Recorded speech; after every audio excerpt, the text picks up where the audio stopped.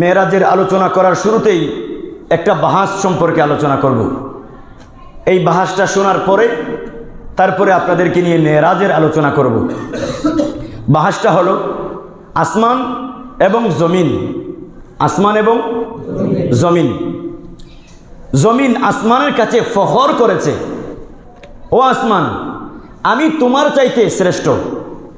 জমিন ফখর করেছে কার উপরে? আমি তোমার চাইতে শ্রেষ্ঠ। কিভাবে? বলে আমার কাছে এমন কিছু জিনিস আছে যেই জিনিসগুলো তোমার কাছে নেই।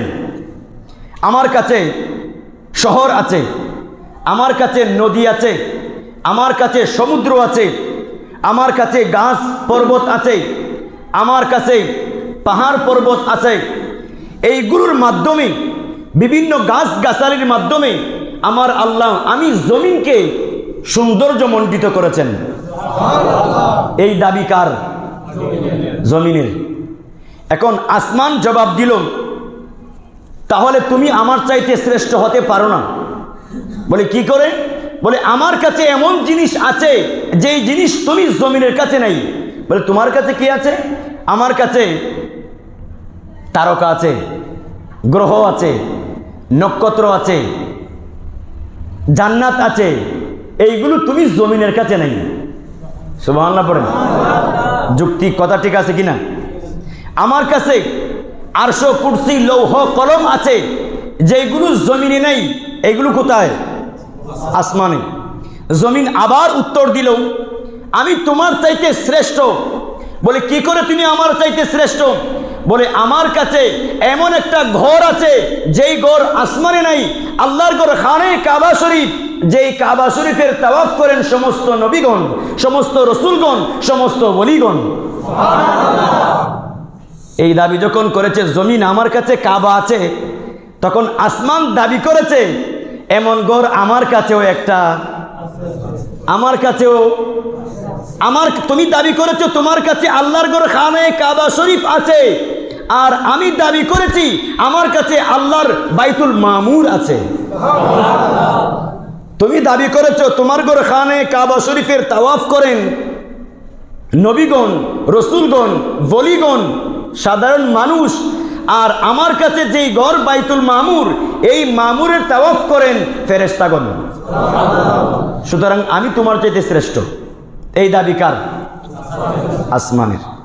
তখন জমিন আবার জবাব দিল, সৃষ্টির বুকে যিনি সৃষ্টির প্রধান আকর্ষণ, নবী রহমাতুল লিল আলামিনের অবস্থান আমার কাছে। আমার নবীর অবস্থান কোথায়? জমিনে। আমার নবীর অবস্থান কোথায়? জমিনে। তো আমার নবীর এগেইনস্টে আর কিছু আছে যে আমার নবীকে পেয়ে যাবে? নবীর বরাবর আর কি আছে যেটা সে উত্থাপন করতে পারে? এইরকম আর কোনো কিছু নাই। তখন আসমান চুপ হয়ে আছে, আল্লাহর কাছে ফরিয়াদ করেছে, আল্লাহ আমি তো জমিনের কাছে হেরে গিয়েছি, নবী রহমাতুল লিল আলামিনের এগেইনস্টে আমি কোনো কিছু দাঁড় করাবো, ওই রকম কোনো কিছু আমি আসমানের কাছে আজও পর্যন্ত আপনি আমাকে দেন।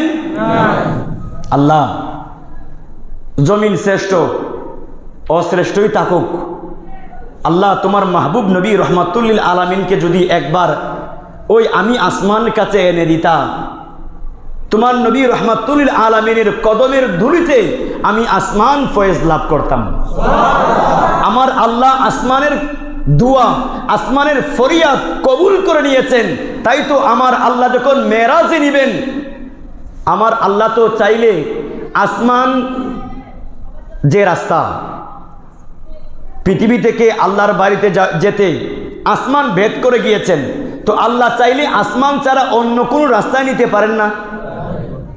আমার আল্লাহ কবুল করে দিয়েছেন, আসমান তুমি টেনশন করো না, আমার মাহবুবকে আমার বাড়িতে আনবো, আর বাড়িতে আনার ক্ষেত্রে রাস্তার ম্যাপটা এমন করে দিব যাতে করে তুমি আসমান আমার মাহবুবের কদমের ধুলি পেতে পারো। আমার আল্লাহ আসমানের দোয়াও কি কবুল করে নিয়েছেন।